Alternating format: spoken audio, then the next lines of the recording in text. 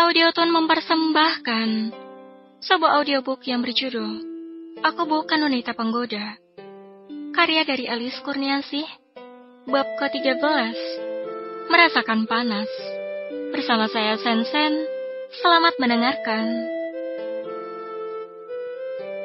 Ayo Ra, aku bantu.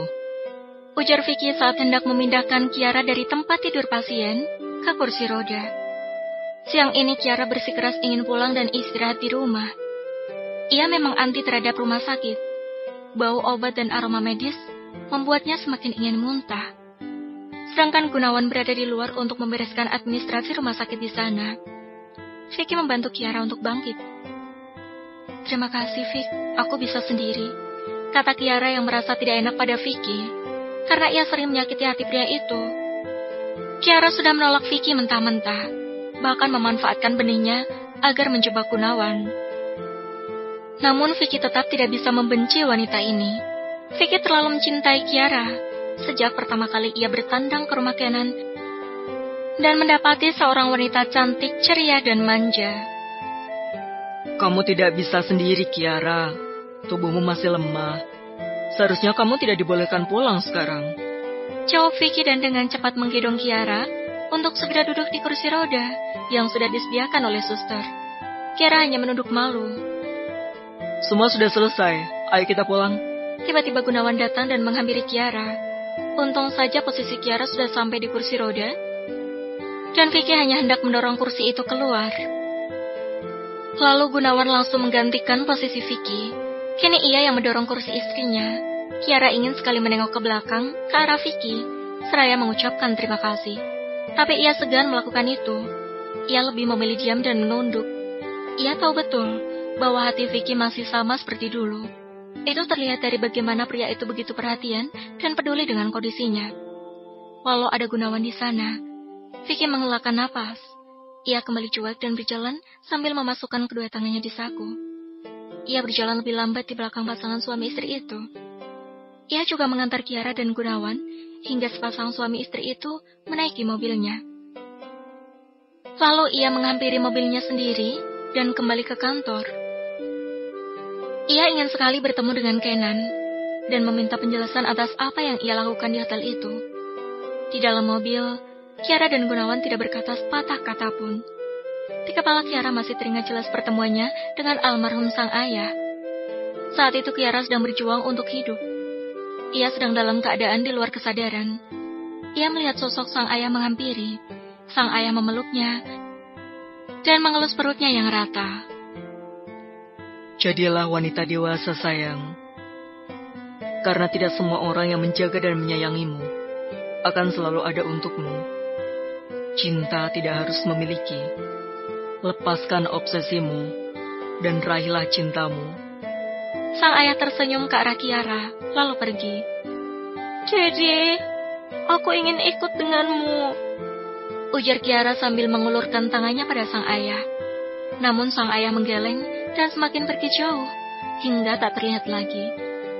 Setelah itu Kiara sadar dari masa kritisnya. Ra, Kiara, panggil Gunawan. Kiara tersentak. Karena ternyata deru mesin mobil sudah tidak lagi berbunyi. Kita sudah sampai, ujar Gunawan. Oh. Gunawan lebih dulu keluar dari mobil dan membuka pintu mobil untuk Kiara. Ia langsung menggendong Kiara menuju kamarnya. Kiara canggung dengan perhatian yang diberikan suaminya itu.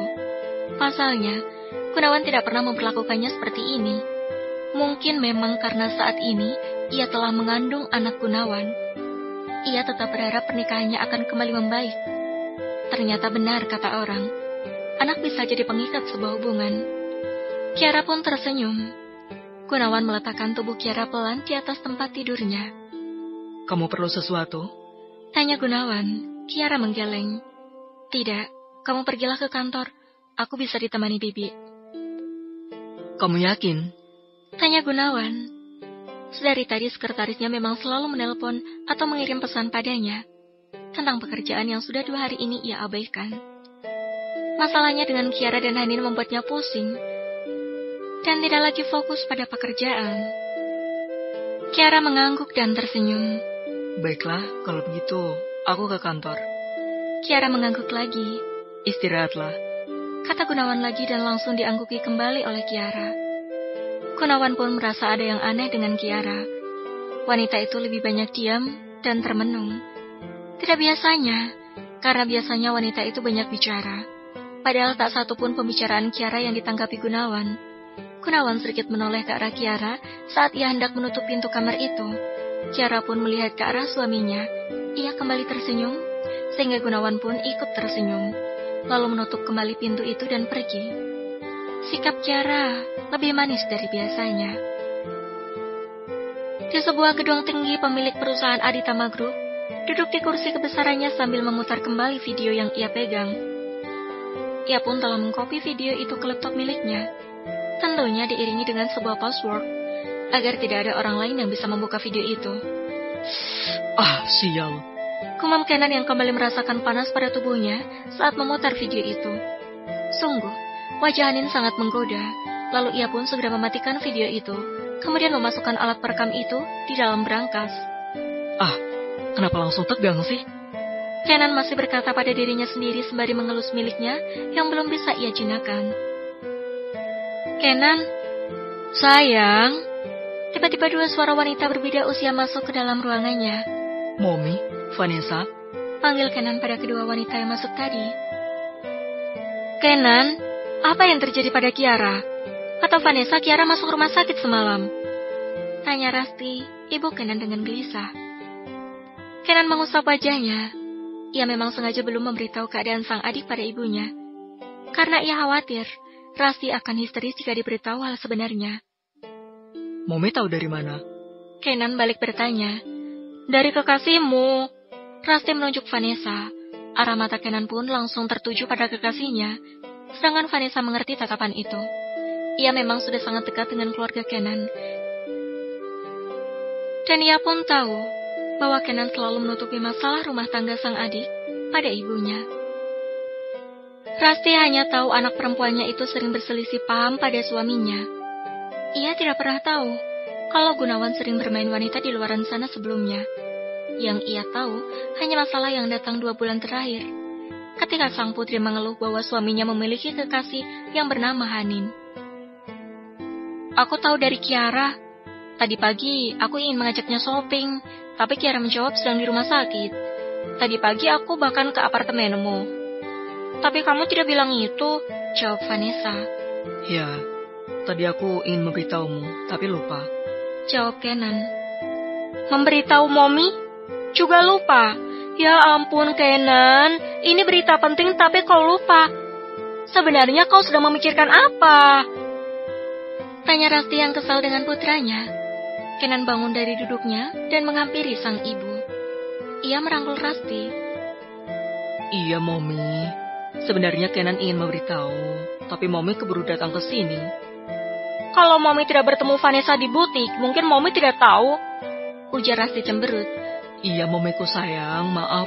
Saat ini pekerjaan Kenan sangat banyak, maaf ya. Kenan tersenyum ke arah sang ibu seperti anak kecil. Senyum yang tidak pernah ia tampilkan pada siapapun, bahkan Vanessa. Vanessa ikut tersenyum. Ia sangat senang bila dekat dengan keluarga Kenan, karena Kenan sangat menyayangi keluarganya. Ceklek. Kenan, apa yang lo lakuin sama cewek itu? Tiba-tiba Vicky masuk ke ruangan dan memperkeruh suasana. Cewek siapa, Nan? Tanya Vanessa melirik ke arah Kenan dan Vicky. Ups, sorry, saya kira di sini tidak ada orang. Ujar Vicky dan langsung menghampiri Rasti, serta mencium punggung tangannya. Sementara Kenan hanya menggaruk tengkuknya yang tidak gatal. Nan, cewek siapa? Tanya Vanessa merajuk. Vanessa menghampiri Kenan dan menggoyang-goyangkan lengannya. Ia memang tipe wanita pecemburu. Bukan siapa-siapa, Van. Aku hanya memastikan wanita yang mengganggu rumah tangga Kiara sudah pergi dari sini. Jawab Kenan. Benarkah? Mommy senang mendengarnya. Kau beri dia uang? Tanya Rasti pada Kenan dan Kenan pun langsung mengangguk. Oh, dasar wanita penggoda. Benar kan feeling Mommy? Wanita itu hanya mengincar harta Gunawan. Kenan mengelus dagunya sembari mengangguk kecil. Syukurlah kalau semuanya sudah selesai. Lalu Kiara bagaimana? Tanya Vanessa. Kiara sudah pulang ke rumah, keadaannya sudah membaik. Jawab Vicky. Memang Kiara kenapa, Ken? Tanya Rasti. Hanya kecapean, Mom, karena Kiara saat ini sedang mengandung. Oh, syukurlah, ucap Rasti gembira. Kalau begitu, ayo antar Mami ke rumah Kiara. Ayo, Van, ucap Rasti lagi sambil menarik lengan Vanessa. Kenan langsung menahan lengan Vanessa. Mami diantar Vicky, Kenan masih ada perlu dengan Vanessa. Kau ini dasar nakal, kata Rasti yang mengerti apa yang ingin dilakukan putranya pada sang kekasih. Rasti keluar lebih dulu dari ruangan Kenan, diikuti Vicky. Namun Vicky menghampiri Kenan terlebih dahulu sebelum pergi dari ruangan itu. Lo utang cerita sama gue, bisik Vicky di telinga Kenan, sementara Kenan tidak menanggapi dan hanya tersenyum ke arah Vanessa. Setelah Rasti dan Vicky keluar dari ruangan itu, Kenan langsung menutup kembali pintu dan menguncinya. Kamu kenapa, Nan? Tanya Vanessa yang melihat wajah Kenan memerah seperti menahan sesuatu. Padahal dari tadi milik Kenan masih sama seperti saat ia melihat video Hanin yang tanpa busana, serta ekspresi wajah Hanin saat ia mencumbu tubuh itu. Kenan langsung menghampiri Vanessa dan meraih pinggangnya. Ia mencium bibir Vanessa, dan Vanessa pun dengan senang hati membalas ciuman itu. Kenan merasakan ciuman yang berbeda dengan ciuman yang ia lakukan pada Hanin tadi pagi. Namun, ia tak peduli, karena yang terpenting saat ini adalah menuntaskan hasratnya. Lalu ia meminta Vanessa untuk memberinya pelepasan lewat mulut kekasihnya itu, karena Vanessa sangat ahli dalam hal itu. Dan Vanessa tidak merasa keberatan, karena memang ia tahu bahwa Kenan tidak pernah ingin melakukan seks sebelum mereka menikah. Bersambung, terima kasih sudah mendengarkan.